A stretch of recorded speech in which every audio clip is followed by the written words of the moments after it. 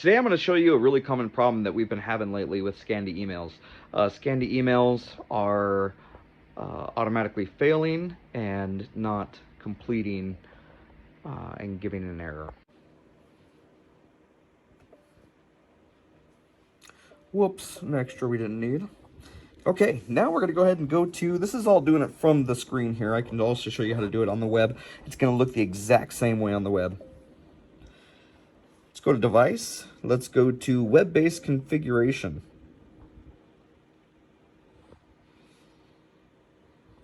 We're going to go ahead and close this out. Go to login. Login. And once again, we're going to give it our credentials.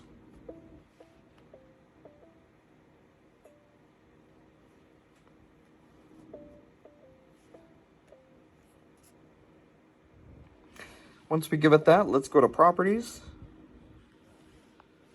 And let's go to connectivity, setup. Make sure that you go to wired connection, IP protocol, or internet protocol, IPv4, show settings. Of course, those settings are not what we're going to change here. Show DNS settings. This is exactly where we need to be. Here it is going to say, after an update, automatically acquire domain name. That'll be checked. We do not want that at all.